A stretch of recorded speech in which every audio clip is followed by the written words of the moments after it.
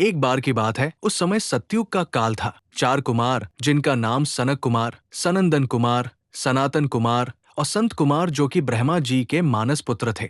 इन्होंने ब्रह्मा जी की घोर तपस्या की और वरदान में ब्रह्मा जी ने उन्हें वरदान दिया कि वो अनंत काल तक वृद्ध नहीं होंगे, हमेशा की तरह बालक के रूप में ही रहेंगे, जबकि उनकी उम्र काफी ज्यादा थी और वो काफी अनुभवी भी थे। एक समय वे चारों कुमार ब्रह्मांड में घूम रहे थे। रास्ते में बैकुंठ लोक आने की वजह से उनके मन में इच्छा हुई कि वो भगवान विष्णु के दर्शन पाकर ही वो यहाँ से जाए। पर बैकुंठ लोक के द्वार पर जैसे ही वे कुमार पहुंचे, वहां के द्वारपाल जय और विजय ने उन चारों कुमारों को दरवाजे पर ही रोक लिया और कहा कि अभी भगवान विष्णु के विश्राम का समय है, अभी उन्हें दर्शन नहीं मिलेंगे। तब उन चारों कुमारों ने कहा, भगवान विष्णु यदि विश्राम करेंगे तो ये दुनिया कैसे चलेगी? इस बात को लेकर चारों कुमारों और द्वारपालों के बीच विवाद हो गया। अंत में उन चारों कुमारों ने जय और विजय दोनों को श्राप दिया कि वे 3 जन्मों तक धरती लोक में दैत्य बनकर रहेंगे।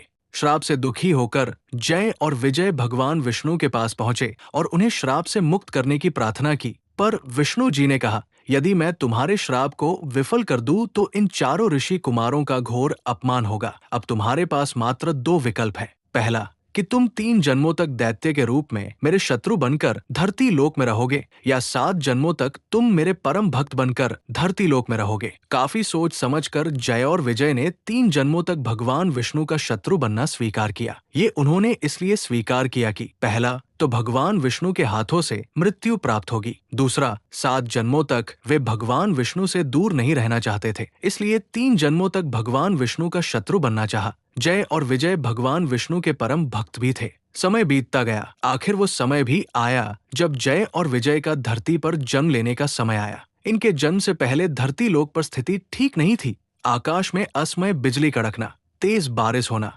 राज्य के किसी क्षेत्र में भयंकर बाढ़ तो किसी क्षेत्र में भयानक अकाल पड़ रहा था। पशु पक्षियों में बेचैनी साफ देखी जा रही थी। समुद्र में सुनामी, चक्रवात जैसी आपदा का आना, असमय ज्वालामुखी का फटना, वातावरण में कभी जोर की ठंड या गर्मी का पड़ जाना, इस बात का प्रकृति द्वारा संदेश दिया जा रहा था कि धरती पर कोई बहुत बुरा संकट आने वाला है। और एक शाम आकाश में विचित्र विचित्र घटनाएं हो रही थी। चारों तरफ मेघ के काले बादल छाए थे। इसी संध्या के समय में राजमहल में दक्ष प्रजापति की पुत्री दिति, जिनका विवाह कश्यप ऋषि के साथ हुई थी, उनके पुत्र के रूप में 2 बालक, हिरण्याक्ष जो कि जय था और हिरण्यकश्यप जो कि विजय था के रूप में हुआ। इनका जन्म संध्या काल में हुआ था। राक्षस जाति में संध्या काल को अशुभ माना जाता है। जन्म के तुरंत ही वे दोनों बड़े हो गए। इनके शरीर का आकार पर्वतों के जैसा और मजबूत भुजाएं थी और विधि के विधान के अनुसार ये दोनों दुष्टता की राह पर चल पड़े। इन दोनों भाइयों ने धरती पर और ज्यादा विनाश कैसे हो, इसके लिए इन्होंने ब्रह्मा जी की घोर तपस्या की और वरदान में कोई भी युद्ध न हारने और कोई उसे न मार सके ऐसा वरदान मांगा। वरदान मिलते ही हिरण्याक्ष और हिरण्यकश्यप ने धरती पर खूब आतंक मचाया। ऋषि मुनियों को यज्ञ नहीं करने दिया जाता था। जो यज्ञ करता था उसके यज्ञ कुंड में हड्डियां, मांस, खून व मदिरा की वर्षा की जाती थी। इन दोनों भाइयों ने जल, जमीन और जंगल सब उजाड़ रखे थे। जनता त्राहिमाम त्राहिमाम कर रही थी। जय और विजय को अपनी शक्ति पर बहुत ज्यादा घमंड हो गया था। एक बार शक्ति के मद में हिरण्याक्ष ने धरती को आकाश से चुराकर ब्रह्मांड में दूर स्थित विशाल महासागर में छुपा दिया था। तब देवताओं ने विष्णु जी के पास जाकर पृथ्वी को बचाने का आग्रह किया। विष्णु जी ने उनकी बात मान ली और विष्णु जी ने ब्रह्मा जी के नाक से वराह